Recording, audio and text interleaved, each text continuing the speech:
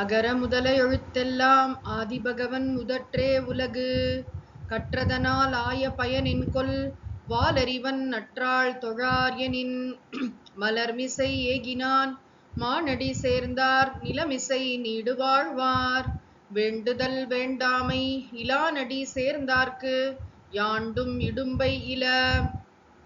இருள் சேர் இருவினையும் சேரா இறைவன் பொருள் சேர் புகழ் புரிந்தார் மாட்டு. புரிவாயில் ஐந்தவித்தான் பொய்தீர் ஒழுக்க நெறி நின்றார் நீடு வாழ்வார். தனக்குவமை இல்லாதான் தாழ் சேர்ந்தார் கல்லால் மனக்கவலை மாற்றலரிது. அறவாழி அந்தணன் தாழ் சேர்ந்தார் கல்லால் பிறவாழி நீந்தலரிது. கோளில் பொறியில் குணமிலவே எண் குணத்தான் தாளை வணங்காத்தலை. பிறவிப் பெரும் கடல் நீந்துவர் நீந்தார் இறைவனடி சேராதார். ஓம் உலக முதல்வனை வாலறிவனை மலர்மிசை ஏகியவன் தன்னை. வேண்டுதல் வேண்டாமை இல்லாத இறைவனை பொறிவாயில் ஐந்தவித்தான் தன்னை.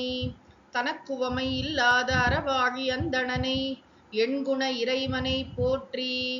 அமைதியான ஆனந்த ஆன்மவித்தை அருளும் ஓங்கார குருநாதர் மலர்பாதம் தலைமேற்கொள்வாம். ஓம். அனைவருக்கும் வணக்கம். திருக்குறள் பொருட்பால் கொடுங்கோன்மை என்ற அதிகாரத்தை பார்த்து கொண்டிருக்கிறோம்.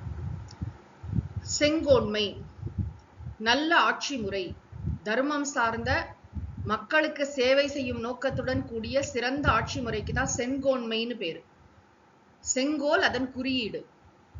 அந்த செங்கோன்மையின் சிறப்பை முக்கியத்துவத்தை உணர்த்துவதற்காகவே இந்த அதிகாரம், கொடுங்கோன்மை அதிகாரத்துல எப்படிலாம் இருக்கக்கூடாது, அந்த செங்கோன்மையின் முக்கியத்துவத்தையே எதிர்மறையாக திருவள்ளுவர் இந்த அதிகாரத்தில் வலியுறுத்தி இருக்கிறார் என்று புரிந்து கொள்கிறோம்.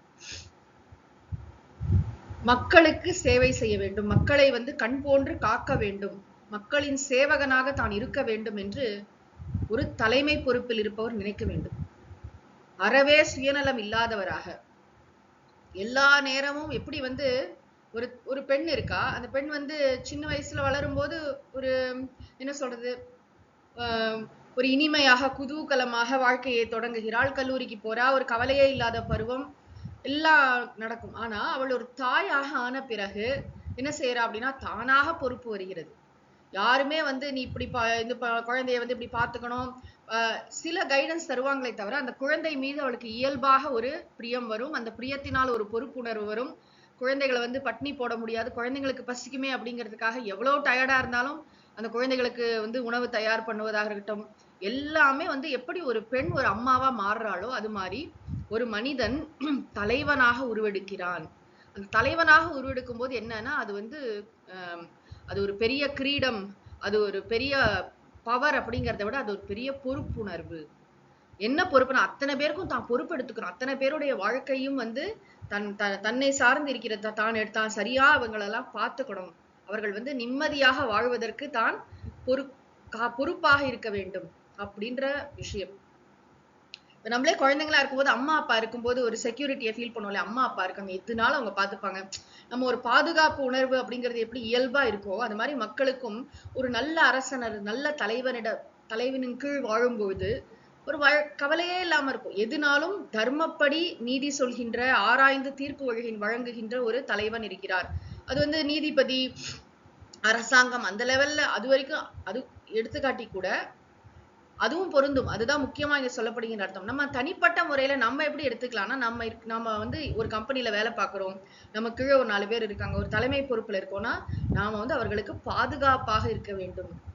அவர்களுக்கு ஒரு நல்லது கெட்டது நடக்கும்பொழுது என்னன்னு பார்க்கக்கூடியவங்களா இருக்கணும். அவர்களுக்கு தர்மம் சார்ந்து அந்த அறச்சிந்தனை ரொம்ப ரொம்ப முக்கியம். அப்ப ஒருத்தங்க ரொம்ப ஃபேரா இருக்காங்க, ரொம்ப நல்லா நீதி வழங்கக்கூடியவர்களாக, கரெக்டா கடமையில் மட்டும் கவனம் செலுத்துபவர்களாக, மற்ற எந்த விதமான என்ன சொல்றது வேற எதுக்கும் இடம் கொடுக்காமல் கடமையிலேயே கண்ணும் கருத்துமாக இருப்பா. அது மட்டும் இல்ல, சில பேர் பாத்தீங்கன்னா சில பாஸ் எல்லாம் பேசுறதே ரொம்ப நல்லா இருக்கும். எப்படின்னா, அந்த பர்சனோடைய ஓவரால் வளர்ச்சிக்கே உதவி செய்பவர்களாக இருப்பாங்க. இப்ப வந்து ஒருத்தரோட ஒருத்தர் கீழே வேலை பார்க்கறான்னு வச்சுக்கோங்களேன், அவரை கூப்பிட்டு விசாரிக்கும் பொழுது வீட்டுல வந்து குழந்தைங்க எல்லாம் என்ன படிக்கிறாங்க, மேற்படிப்பு என்ன படிக்கிறாங்க, அதுக்கு பணத்துக்கெல்லாம் என்ன செஞ்சீங்க, இந்த மாதிரி கேள்விகள். அதாவது ஒட்டுமொத்தமாக இவர்கிட்ட இருந்து உழைப்பை மட்டும் கறந்துட்டு போறது அப்படி இல்லை, அவங்க ஃபேமிலி. சுவாமிஜிலாம் அது மாதிரி இருந்து பார்த்திருக்கேன். ஆசிரமத்துல சேவை செய்யக்கூடியவர்களோட குடும்பங்கள் எப்படி இருக்கு, அவங்க எல்லாம் கஷ்டப்படாம இருக்காங்களா, அவங்க கேட்கறதுக்கு முன்னாடி உதவி செய்வார். அப்படிலாம் வந்து நிறைய பார்த்திருக்கோம். அந்த மாதிரி ஒரு தலைவர் அப்படின்னா ஏதோ இவங்கெல்லாம் பண்றாங்க, சம்பளம் போடுறோம், அது இல்ல. பிரச்சனை வரும்போது அட்ரஸ் பண்றது ஒண்ணு, அவர்களை பாத்துக்கிறது, அந்த குடிகளை காப்பது, ஒரு அரசன் எப்படி பார்த்துப்பான் அப்படிங்கறதுதான் திருவள்ளுவர் இந்த அதிகாரத்துல சொல்கிறார். இந்த 6வது குறள் பாக்குறோம் இப்போ. மன்னர்க்கு மன்னுதல் செங்கோன்மை அஃதின்றேல் மன்னாவாம் மன்னர்க்கு ஒளி. மன்னர்க்கு மன்னுதல் செங்கோன்மை அஃதின்றேல் மன்னாவாம் மன்னர்க்கு ஒளி. மன்னர்க்கு, அரசனுக்கு, தலைவனுக்கு மன்னுதல், மன்னுதல்னா புகழை நிலை பெறச் செய்தல். மன்னுதல்ங்கிறதுக்கு புகழை நிலை பெறச் செய்தல்னு அர்த்தம். மண்ணும் இமயமலை எங்கள் மலையே. இந்த புகழுக்குரியது இமயமலை. மலையினாலே ஸ்தாவரானாம் ஹிமாலயக அப்படின்னு பகவான் கீதையில சொல்றாரு இல்லையா, அவ்வளவு புகழ். இங்க என்னன்னா மன்னருக்கு வந்து புகழை நிலை பெறச் செய்வது எதுன்னா செங்கோன்மை, வேற எதுவும் கிடையாது.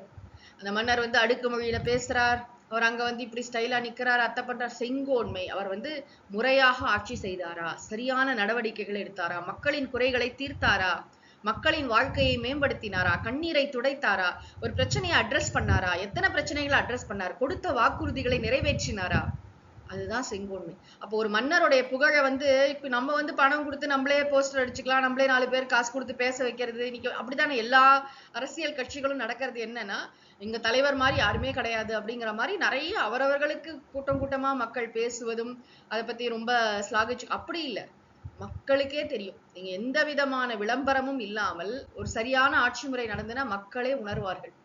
மன்னருக்கு மன்னுதல் செங்கோன்மை, மன்னருடைய புகழை நிலை பெறச் செய்வது செங்கோன்மை, சரியான முறையான ஆட்சி முறை. அகுது இன்றேல், அது இல்லைன்னு சொன்னா மன்னருக்கு ஒளி மண்ணாவாம், அரசருக்கு ஒளினான புகழ் ஒளி, மண்ணாவாம் நிலைத்து இருக்காது.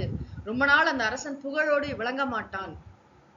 சும்மா லிஸ்ட்ல பேர் இருக்குமே தவிர இந்த வருஷத்துல இந்த வருஷம் ஒரு ஆட்சி புரிந்தார் அப்படின்னு இருக்குமே தவிர ஒரு புகழோட ஒரு கலெக்டரா இருக்கலாம், ஒரு மினிஸ்டரா இருக்கலாம், ஒரு கம்பெனில ஒரு பெரிய பாஸா இருக்கலாம், யாராக இருந்தாலும் சரி, அவங்களோட பீரியட், அவங்களுடைய காலத்துல ஒரு பர்டிகுலர் ஆபீஸ்ல அவங்க 4 வருஷம் 5 வருஷம் வேலை பார்க்கறாங்கன்னா அந்த சமயம் என்னெல்லாம் செஞ்சாங்க, அது சில பேர் ரெக்கார்ட்லாம் மறக்கவே முடியும். எதுவும் எப்படி இருந்தது தெரியுமா அப்படின்னு இப்ப கூட நம்ம ஏதாவது ஒரு நிறுவனத்துல போய் பார்க்கும் பொழுது ஒரு பர்டிகுலர் பர்சனை சொல்லுவாங்க, அவர் இருந்தப்போ இந்த காலேஜ் அவ்வளவு நல்லா இருந்தது, அந்த பிரின்சிபல் இருந்தப்போ அவ்வளவு நல்லா செஞ்சாரு, இவங்க இருந்தப்ப இவ்வளவு நல்லா பண்ணாங்க, அவங்க பீரியட்ல அப்படி சொல்றோம் இல்லையா, அதுதான் புகழ். காலமாக மக்கள் மனசுல நிற்கக்கூடியது புகழ். நம்ம இல்லறவியல்லையே பார்த்தோம் புகழ்ங்கிற அதிகாரம். புகழ் வந்து நம்ம வந்து இந்த போலித்தனமா வெளியில அந்த புகழெல்லாம் நிக்காது, மக்கள் மனசுல நிக்கணும். இப்ப யாரோ ஒருத்தங்க வந்து அந்த மறக்கவே மாட்டாங்க. இந்த சரியான ஜெஸ்டர், சரியான நேரத்துல செய்யப்பட்ட சரியான உதவி, எடுக்கப்பட்ட தர்மமான சரியான நடவடிக்கை, அதெல்லாம் வந்து மக்கள் மனசுல காலமாக இருக்கும். அதனாலதான் இந்த குறளுக்கு யார உதாரணம் சொல்லலாம்னா வேற யாரு, மனுநீதி சோழன் தான். நீ வரைக்கும் இருக்கே. இத்தனைக்கும் மனுநீதி சோழன் வந்து பெரிய பேரரசர்லாம் கிடையாது, பெரிய சக்கரவர்த்தி, அது குறுநில மன்னர், ஒரு சாதாரண மன்னராம். ஆனா இன்னைக்கு அவரோட பேர் நிக்குது. எத்தனையோ அரசர்களோட பேர் வந்து மண்ணோட மண்ணா மறைஞ்சு போச்சு, நமக்கு தெரியாது நிறைய அரசர்களோட பேரு. ஆனா மனுநீதி சோழனுடைய பேர் இருக்கிறதுன்னா என்ன அர்த்தம், அவன் வந்து முறை செய்தான், அவன் வந்து தன்னுடைய மகனையே தேர்காலில் இட்டு கொல்ல தயங்கவில்லை, அப்படிங்கிறதுனாலதான் மனுநீதி சோழனுடைய புகழ் இன்றும் நிலைத்திருக்கிறது. இன்மை ஞாலத்திற்கு எற்றற்றே வேந்தன் அழியின்மை வாழும் உயிர்க்கு. துளியின்மை ஞாலத்திற்கு எற்றற்றே வேந்தன் அழியின்மை வாழும் உயிர்க்கு. இந்த வாழும் உயிர்க்கு நிறைய இடத்துல திருவள்ளுவர் வந்து வாழும் உயிர்க்கு, எண்ணென்ப ஏனை எழுத்தென்ப இவ்விரண்டும் கண்ணென்ப வாழும் உயிர்க்குன்னு சொல்லுவார். இப்போ துளியின்மைனா மழை பெய்யாத தன்மை, உலகத்துல மழையே பெய்யல அப்படிங்கிறது. ஞாலத்திற்கு உலகத்திற்கு எற்று, எப்படியோ மழை பெய்யவில்லை என்றால் இந்த உலகம் எப்படி இருக்குமோ அப்படி வேந்தன் அழியின்மை வாழும் உயிர்க்கு. வேந்தன்னா அரசன் அல்லது தலைவன். அழியின்மைனா கொடைப்பண்பு இல்லாதவனாக, மக்களுடைய பிரச்சனைகளை புரிந்து கொள்ளாதவனாக, புரிந்து கொள்ள விருப்பம் இல்லாதவனாக, இரக்கப்பண்பு இல்லாதவனாக இருக்கக்கூடிய அரசன் கீழே வாழறது அந்த வாழும் உயிர்க்கு அற்றே. அது மாதிரி இருக்குமா, இது மாதிரி மழை பெய்யாமல் இந்த உலகம் எப்படி இருக்குமோ அப்படி இந்த அரசன் வந்து அதாவது மக்களை பற்றி அக்கறை கொள்ளாத அரசன் கீழ் வாழ்வது அவ்வளவு கஷ்டமா இருக்கும் வாழக்கூடிய உயிர்களுக்கு எல்லாம் அப்படின்னு சொல்றாரு திருவள்ளுவர். மழை என்பது ஒரு சாதாரண விஷயம் இல்ல. தண்ணீர் திருவள்ளுவர் நிறைய இடத்துல சொன்னார் இல்லையா, விசும்பின் துளி வீழி நல்லால் மற்றாங்கே பசும்புல் தலை காண்பு அறிவு சொன்னார். தானம் தவமிரண்டும் தங்கா வியனுலகம் சொன்னார். அதுக்கப்புறம் சிறப்போடு பூசனை செல்லாதுன்னு சொன்னார். உலகத்துல இயல்பு வாழ்க்கையே பாதிக்கும் மழை இல்லைன்னு சொன்னா உயிரினங்கள் வந்து அதுக்கப்புறம் உயிர் வாழ்க்கை. அதனாலதான் வந்து என்னது முதல்ல எடுத்த உடனே சொன்னாரே வந்து அமிழ்தம் என்று உணரற்பாற்று வான் நின்று உலகம் வழங்கி வருவதற்கு காரணம் என்ன? மழை. உலகத்துல வாழ்க்கை உயிர் வாழ்க்கை நடைபெற வேண்டும் என்று சொன்னால் அதற்கு தண்ணீர் மிக முக்கியம். நம்ம இந்த விஷயத்த வான் சிறப்பு அதிகாரத்திலேயே பார்த்தோம். நம்ம புதிதாக ஒரு வீட்டுக்கு குடி போறோம், இல்ல புதிதாக ஒரு இடத்துக்கு போறோம், புதிதாக ஒரு கிரகத்துக்கே நம்ம போறோம், வேற மார்ஸ்ல போய் குடியிருக்க போறோம் அப்படின்னா கூட தண்ணி இருக்கான்னு முதல்ல பார்ப்போம். தண்ணி இல்லாம உயிர் வாழ்க்கை இருக்காது. அப்ப இன்றியமையாதது, அவ்வளவு முக்கியம். துளியின்மை ஞாலத்திற்கு எற்று. அதாவது மழை பெய்யாத தன்மை என்பது இந்த உலகத்திற்கு எப்படியோ, எப்படி வாட்டி வதைக்குமோ, எப்படிப்பட்ட துன்பத்தை தருமோ அற்றே. அப்படிப்பட்ட துன்பம்தான் வேந்தன் அழியின்மை வாழும் உயிர்க்கு தரும்னு நம்ம சப்ளை பண்ணி. வேந்தன் அரசன் அல்லது தலைவன் அழியின்மை, அவன் வந்து கேர்லெஸ்ஸா இருக்கான், பொறுப்பில்லாமல் இருக்கிறான், மக்களின் பிரச்சனைகளை புரிந்து கொள்ளாமல் இருக்கிறான், நடவடிக்கை எடுக்காமல் இருக்கிறான், செங்கோன்மை செலுத்தாமல் இருக்கிறான், கவனம் செலுத்தாமல் இருக்கான். அது வந்து அப்படி அந்த உயிர்களை கஷ்டப்படுத்தும். ஐயோ இவர் மட்டும் கொஞ்சம் சரியா கொஞ்சம் இதுல கவனம் செலுத்தினா எவ்வளவு நல்லா இருக்கும் அப்படின்னு நினைக்கிற மாதிரி உயிர்கள் கஷ்டப்படும், வாடி வதங்கும்னு சொல்றார் திருவள்ளுவர். அடுத்த குறள். இன்மையின் இன்னாது உடைமை முறை செய்யா மன்னவன் கோல் கீழ்ப்படின். இன்மையின் இன்னாது உடைமை முறை செய்யா மன்னவன் கோல் கீழ்ப்படின். முறை செய்யா மன்னவன், முறை செய்து காப்பாற்றும் மன்னவன் சொன்னார்ல, இது ஆப்போசிட். முறை செய்யா மன்னவன் அதாவது நீதி நெறிப்படி தீர்ப்பு வழங்காத, மக்கள் பிரச்சனைகளை புரிந்து கொண்டு தீர்க்காத மன்னவன். முறை செய்யா மன்னவன் கோல் கீழ்ப்படின். அவனுடைய செங்கோலே இல்ல, அந்த செங்கோல் படி அவன் நடக்கல. முறை செய்யா மன்னவன் கோல், அவனுடைய ஆட்சி பொறுப்பின் கீழ் படின். நம்ம வாழ வேண்டி வந்துருச்சுன்னா இன்மைனா என்ன? இன்மைன்னு சொன்னா வறுமை, பொருள் இல்லாத தன்மை. இன்மையை காட்டிலும் உடைமை இன்னாது. உடைமைனா என்ன? செல்வம் இருக்கின்ற தன்மை. இன்மை அதோட ஆப்போசிட் உடைமை. வறுமையை விட பொருளை வச்சிருக்கிறது துன்பம் தரும். ஏன் அப்படின்னா அவன் முட்டாள் அரசனுடைய ஆட்சிக்கு கீழே வாழும்போது எந்த விதமான நலத்திட்டங்களும் நடைபெறாது, நம்முடைய செல்வத்திற்கும் பாதுகாப்பு இருக்காது. ரொம்ப திருவள்ளுவர் நிறைய இடத்துல சொல்வார். நீங்க இன்னும் கொஞ்சம் என்ன சொல்றது இது பண்ணி பார்க்கணும்னா, ஒப்பிட்டு பார்க்கணும்னா இதுல சொன்னார் ஒரு குறள் வந்து, அதாவது அந்த கல்லாமை அதிகாரத்துல சொல்லியிருப்பார் வந்து,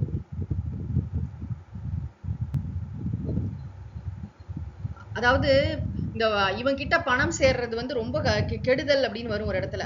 நல்லார்கண்பட்ட வறுமையின் இன்னாதே கல்லார்கண்பட்ட திரு. அதாவது சரியான அறிவும் ஒழுக்கமும் இல்லாத ஒரு தலைவன், அவன் கிட்ட அதான் முறை செய்யா மன்னவன். அவனுக்கு வந்து படிப்பறிவும் இல்ல, கேள்வி அறிவும் இல்ல, அவனுக்கு வந்து சுய சிந்தனையும் சரியாக இல்லை. அப்படிப்பட்ட ஒரு அரசன் அல்லது தலைவன் சுயநலம் மிக்கவனாக கொடூரமாக நடந்து கொள்கிறான். முறை செய்யா மன்னவன் கோல் கீழ்ப்படின். அவன் கீழே இருக்கும்போது நம்முடைய செல்வங்கள்லாம் பாதுகாப்பா இருக்குமா? இந்த காலத்துல வந்து பெண்களுக்கு கூட பாதுகாப்பு இருக்காது. இப்பயும் அப்படித்தானே? பெண்கள்லாம் வந்து என்ன சொல்ல, ஒரு அரசன் வந்து காமுகனாக இருக்கிறான், அரசன் வந்து தவறான நடவடிக்கை மிக்கவனாக இருக்கிறான்னா அப்ப எதுதான் நம்மளுடைய பொருளே பாதுகாப்பு இல்லாம இருக்கு, நம்ம வறுமையிலே இருந்திருக்கலாம் அப்படின்னு தோணிடுமோ? எவ்வளவு நுட்பமான விஷயத்தை திருவள்ளுவர் சொல்றாரு பாருங்க. முறை செய்யா மன்னவன் கோல் கீழ்ப்படின் இன்மையின் உடைமை இன்னாது. நம்ம வறுமையே சிறந்ததான். வறுமையை அதாவது வறுமையை காட்டிலும் உடைமை, பொருள் வைத்திருக்கும் தன்மை இன்னாதுன்னா துன்பத்தை தரும். வறுமையை காட்டிலும் செல்வமே துன்பத்தை தருமா? ஏன்னா இந்த செல்வத்தை நம்ம பாதுகாப்பா வச்சிருக்க முடியாது. நம்ம நிறைய பார்த்திருக்கோம். சமீப ஒரு 10 ஆண்டு 20 ஆண்டு ஒரு அதுக்குள்ளேயே வந்து எக்கச்சக்கமா வந்து செல்வம் படைத்தவர்கள், கொஞ்சம் இடம் வச்சிருக்கவங்க எல்லாம் என்ன பாடுபட்டாங்க. சில சுயநலம் மிக்க அரசியல்வாதிகளின் போக்குனால வந்து அது அடிமாட்டு விலைக்கு வாங்கி போடுறது அப்படிலாம் நடந்ததா இல்லையா? அட்டூழியம். அப்ப இந்த பணம் இந்த இடம் நம்மள்ட்ட இருந்ததுக்கு இல்லாமையே போயிருக்கலாம். இந்த சொத்து நம்மள்ட்ட இருந்ததுக்கு இல்லாமே, அரசாங்கத்தின் பேரில் சில சுயநலவாதிகள் அந்த சொத்தெல்லாம் அபகரிச்சதெல்லாம் பார்த்தோம் தானே? அந்த விஷயத்தை தான் திருவள்ளுவர் இங்க குறிப்பிடார். அதாவது நம்ம சொல்லலாம் திருக்குறள் 2000 வருஷத்துக்கு முன்னாடி எழுதப்பட்டதுனால இதுல சொல்லப்பட்ட விஷயங்கள்லாம் இதுக்கெல்லாம் நடைமுறையில நமக்கு ப்ரூஃப் இருக்கு. இந்த காலகட்டத்துல கூட சமீபத்துல கூட இது மாதிரிலாம் நடந்திருக்கு. இதோட நம்ம இணைத்து சிந்திப்பதற்கு அது வாய்ப்பு தருகிறது. ஆக ஒரு நல்ல அரசன் அப்படின்னா அவன் வந்து சமூக பொறுப்பு மிக்கவனாக, மக்களின் பிரச்சனைகளை புரிந்து கொள்பவனாக, மக்களை தாய் போன்று காப்பவனாக இருக்க வேண்டும். மக்களை ஒரு பொழுதும் அவன் துன்புறுத்தல் ஆகாது. அப்ப அவன் கீழே வாழறதே பெயின்ஃபுல்லா போயிடுவான். ஐயோ இந்த ஊர்ல எப்படிடா வாழ போறோம், இவன் கீழேயா இருக்கணும் அப்படின்னு ரொம்ப வருத்தப்படுவாங்களாம். இங்க வந்து நம்ம இந்த ஆர்டரை மறக்கவே கூடாது. இப்பதான் செங்கோன்மை வந்திருக்கோம்.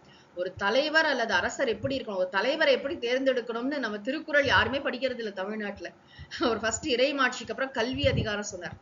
நல்லா படிச்சிருக்கணும், நல்ல கேள்வி அறிவு உடையவனாக இருக்கணும், நல்ல அறிவாளியாக இருக்கணும். அறிவுடைமை, அதாவது கேள்வி அறிவும் இருக்கணும், நல்ல கற்ற அறிவும் இருக்கணும், அதுக்கப்புறம் நல்ல ஒரு சுய சிந்தனையும் இருக்கணும். அதை விட ரொம்ப முக்கியமா மக்களுக்கு நல்லது செய்ய வேண்டும் என்ற தனியாத தாகம் இருக்க வேண்டும். தலைவர்னா அப்படி இருக்கணும். அதை விட்டுட்டு சும்மா வந்து யாரோ ஒருத்தங்க ஒரு பாப்புலர் ஆயிட்டாங்க, ஏதோ ஒரு பின்னணியில வந்து யாரோ ஒருத்தங்க பாப்புலாரிட்டி பேசிஸ்ல தான் இன்னைக்கு நம்ம தலைவரை தேர்ந்தெடுக்கணும் தவிர, ஒருத்தர் ரொம்ப ஒழுக்கமா இருக்காரு, ஒருத்தர் நல்ல திறமைசாலியா இருக்காரு, அவரை நம்ம மதிக்கிறதே இல்லை. நம்ம யாருக்கும் அவரை பத்தி தெரியறதே இல்லை. வந்து சிங்கப்பூர் போன்ற நாடுகள்லாம் தலைவர்களை உருவாக்குறாங்களாம். சின்ன வயசுலயே தலைவர்கள்னா சும்மா பேச்சாற்றல் மட்டும் இல்ல, பேசும்போதே அந்த டிபேட்ல எல்லாம் பேசு பொருள் எதுனா சமூக பிரச்சனைகளை அலசுகிறார்கள். ரொம்ப ஒரு பாசிட்டிவா பண்றாங்க இந்த விஷயத்த. நான் 2-3 பேர்கிட்ட கேட்டு பார்த்தபோது அவங்க சொல்றாங்க, பள்ளிக்கூடங்கள்ல ரொம்ப இந்த தலைவர், அது I want to become a politician அப்படின்னு ஸ்டூடெண்ட்ஸ் சொல்றாங்க. அதை ரொம்ப என்கரேஜ் பண்றாங்க. எங்கேயாவது நம்ம ஸ்கூல் குழந்தைங்க காலேஜ் பொலிட்டீஷியனுக்கு நம்ம கொடுத்திருக்கிற அர்த்தமே வேற. இப்போ வந்து அப்படி இருக்கக்கூடாது. நல்ல தலைவர்களை உருவாக்குவது. அதனாலதான் அட்டல் பிஹாரி வாஜ்பாய்னு நம்முடைய முன்னாள் பிரதமர், அவர்கிட்ட வெளிநாட்டுல ஒரு இன்டர்வியூல கேட்டாங்க, உங்க நாட்டுல வந்து எதுல வந்து இந்தியால வந்து கொஞ்சம் பின்தங்கி இருக்கு, இந்தியாவில் எதற்கு வறுமைன்னு கேட்டப்போ, எங்க நாட்டுல நல்ல தலைவர்களுக்கு வறுமைன்னு சொன்னாங்க. நல்ல தலைவர்கள் இல்ல அப்படின்னு. எவ்வளவு பெரிய விஷயம் அது. ஆக நல்ல தலைவர்கள் வேண்டும். அதாவது நல்ல தலைவர் கிட்ட கீழே நம்ம வாழலைன்னு சொன்னா நம்மள்ட்ட இருக்கிற செல்வத்திற்கே பாதுகாப்பு கிடையாது அப்படின்னு இந்த குறள் அதை காட்ட, அந்த செல்வத்தை வச்சிருக்கிறதே நமக்கு துன்பத்தை தரும் அப்படின்னு சொல்றார். அடுத்த குறள், முறை கோடி மன்னவன் செய்யின் உரை கோடி ஒல்லாது வானம் பெயல். முறை கோடி மன்னவன் செய்யின் உரை கோடி ஒல்லாது வானம் பெயல். முறை கோடி, முறை கோடினா முறை தவறி, மன்னவன் செய்யின், மன்னவன் மன்னன் கோன்முறை அரச செய்கர் சொன்னார் இல்லையா திருஞான சம்பந்தர். அவன் வந்து அந்த செங்கோல் படி அவன் ஆட்சி நடத்தவில்லை, தவறிவிட்டான், முறை தவறி ஆட்சி புரிகிறான்னு சொன்னா உரை கோடி. உரை கோடினா அந்த அறக்கடவுள் கோபம் கொண்டு வானம் பெயல் ஒண்ணாது, மழையை பெய்விக்காது. என்ன சொல்லுவாங்களே, ஓர் மழை அப்படின்னு ஒரு பாட்டு வருமே, வந்து அரசனுக்கு ஒரு மழை, அதாவது அரசன் நீதி தவறாத ஆட்சி புரிந்தால் அந்த ஊர்ல நல்ல மழை பெய்யும். இதெல்லாம் சொல்லியிருக்காங்க பெரியவங்க. வந்து இதோட நம்ம ஒப்பிட்டு இந்த குறளோடையும் அடுத்த குறளோடையும் நம்ம ஒப்பிட வேண்டிய குறட்பா என்னன்னா, வான் சிறப்பு அதிகாரத்துல கடைசி குறட்பா. அங்கேயே இந்த கருத்து ரொம்ப நம்ம விரிவாக சிந்தித்தோம். நீரின்று அமையாது உலகனின் யார் யாருக்கும் வானின்று அமையாது ஒழுக்கு. அதாவது வானின்றி நீர் அமையாது, நீரின்றி உலகு அமையாது, ஒழுக்கின்றி வானமையாது. அப்படி படிக்கணும். ஒழுக்கின்றி வானமையாதுன்னா மக்கள் ஒழுக்கமாக வாழவில்லை என்று சொன்னால் மழை பெய்யாது. மழை பெய்யலைன்னா இந்த உலகத்துல நீர் இருக்காது. நீர் இல்லைன்னா உலகத்துல உயிர்கள் வாழ முடியாது. ஒழுக்கின்றி வானமையாது, வானின்றி நீரமையாது, நீரின்றி உலகு அமையாது. அப்ப இந்த ஒழுக்கமான வாழ்க்கைக்கும் மழைக்கும் தொடர்பு இருக்கிறது அப்படின்றத பகவத்கீதையோடைய ஒப்பீடெல்லாம் வச்சு கூட பார்த்தோம். இங்கேயும் அதே கருத்து தான். எப்படி அங்க வந்து மக்களுக்கு சொல்லப்பட்டது பொதுவா, இங்க வந்து அரசன் சரியாக ஆட்சி செய்யவில்லை என்றால் மழை சரியாக பெய்யாது. இதெல்லாம் எப்படி சொல்றீங்கன்னா, இந்த கடமையை முறையாக செய்வதே ஒரு யாகம், ஒரு யஜ்ஞம், அதுவே ஒரு வேள்வி மாதிரி. அதனுடைய பலனாகத்தான் மழை பெய்யும். அப்ப மழைங்கிறது வந்து கடவுளின் கொடை இல்லை, அது நம்ம கையிலே இல்லை. நம்ம நினைச்சு மழை பெய்யாது. இந்த மழை வந்து ஒரு அடையாளம்.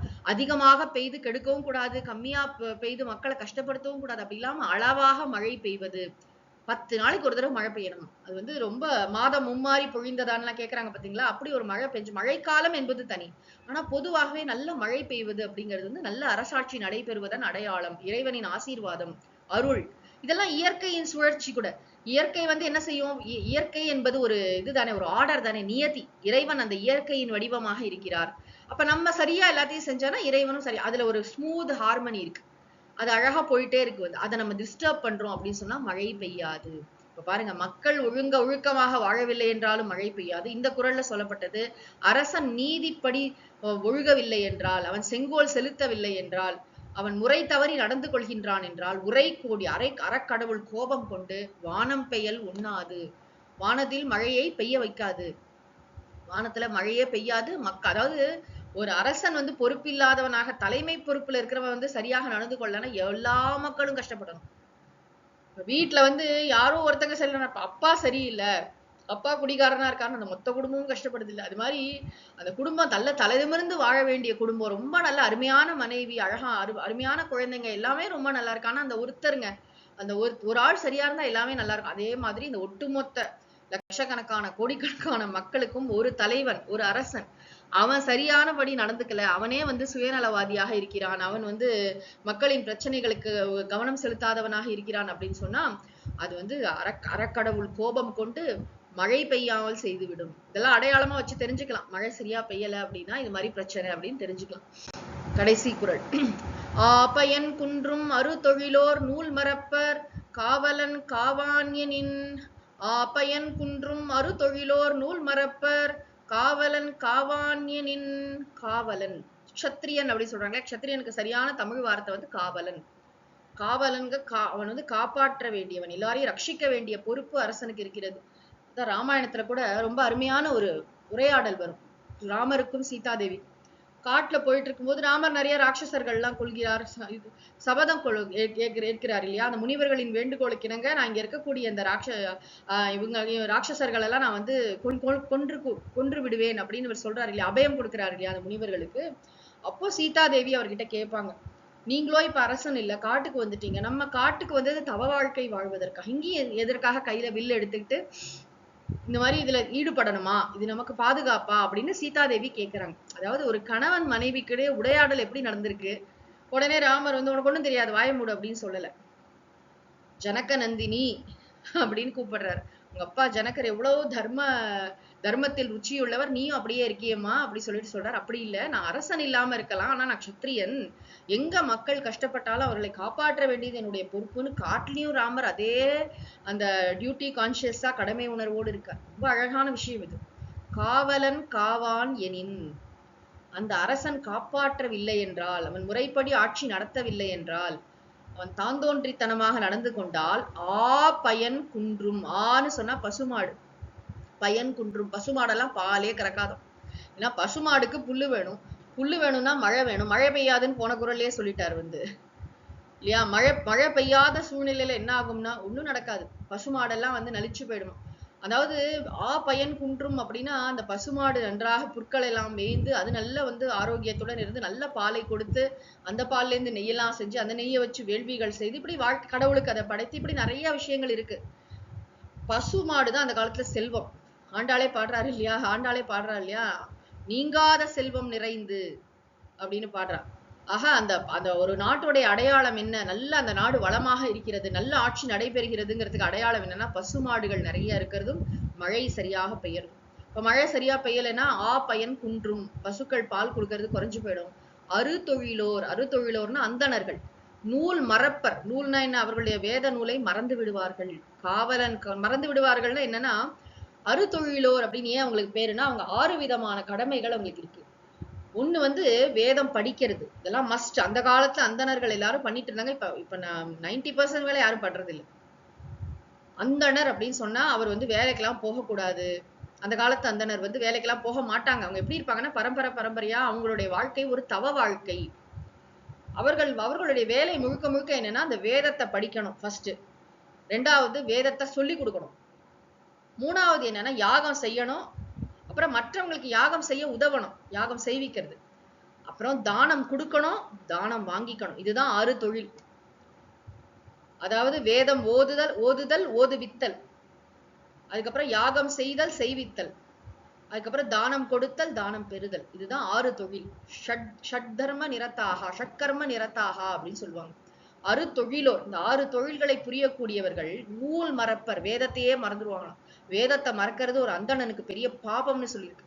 ஏன் மறப்பாங்கன்னா தண்ணி இல்லை அப்படின்னா உயிர் வாழ்க்கை இருக்குமா? நீங்க தண்ணி குடிக்க தண்ணி கூட இல்லைன்னா உணவு, தண்ணியே இல்லைன்னா உணவுக்கு வழி இல்லை. அப்படி யோசிச்சு பார்க்கணும். அவ்வளவு வறுமை, அவ்வளவு ஒரு வாழ்க்கையே இனிமே வந்து அவ்வளவுதான், பிரளயமே வந்துருச்சு, உலகமே நிக்க போறது, அந்த மாதிரி நிலை கொண்டே விட்டுரும் மழை தண்ணி இல்லைன்னா. அப்ப இது வந்து இதுவா சொல்றாரு. இப்ப காவலன் காவான் எனில் ஒரு அதர்மம் நடக்குது, அவன் தட்டி கேட்கல, அரசன் சரியாக ஆட்சி படைக்கலன்னு சொன்னா அறுதொழிலோர் அவங்க தொழிலை சரியா செய்ய முடியாது. நூல் மறப்பர்னா அவங்களால வேதத்துல போக்கஸ் பண்ண முடியாது. ஏன்னா அவர்களுடைய வாழ்க்கைக்கே பயங்கர அச்சுறுத்தல் வந்துடும். தங்களை காப்பாற்றிக் கொள்ள முடியாதவர்களாக, அடிப்படை உணவு கூட கிடைக்காம போயிடும். ஏன்னா பசுமாடு பால் கொடுக்காது, விளைச்சலும் இருக்காது. நினைச்சு பாருங்க, மழை பெய்யாம இருந்ததுன்னா விளைச்சல் எங்கே, உயிரினங்கள் எப்படி உயிர் வாழ முடியும்? அப்ப அந்தணர்களும் நூலை மறந்து விடுவாருன்னு, அவங்களால நூல் மறப்பற வேணும்ட்டு மறக்க மாட்டாங்க. அவங்களுக்கு உயிர் வாழறதே பெரிய சவாலாக ஆகிவிடும். வாழ்க்கையில ஒரு அமைதியின்மை இருக்கும்னு அர்த்தம். ஒரு நிம்மதியா வாழ்ந்தோம் அப்படின்னு இருக்காது. வாழ்க்கையில மக்கள் நிம்மதியாக வாழ வேண்டும் என்றால் அரசன் முறையாக ஆட்சி செய்ய வேண்டும். முறை செய்து ரொம்ப இது முழுக்க என்ன சொல்லிருக்க, முறை தவறி தான் சொல்லியிருக்காரு.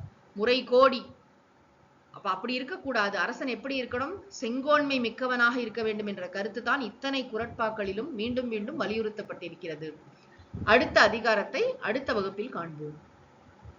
ஓதற்கு எளிதாய் உணர்தற்கு அரிதாகி வேதப் பொருளாய் மிக விளங்கி தீதற்றோர் உள்ளுதொறும் உள்ளம் உருக்குமே வள்ளுவர் வாய்மொழி மாண்பு மூர்த்தி எல்லாம் வாழி எங்கள் மோன குருவாழி அருள் வார்த்தை என்றும் வாழி அன்பர் வாழி பராபரமே. ஓம் சாந்தி சாந்தி சாந்தி. ஹரிஹி ஓம். திருவள்ளுவர் திருமலரடிகள் போற்றி போற்றி. சத்குருநாத மகாராஜ் கி ஜெய்.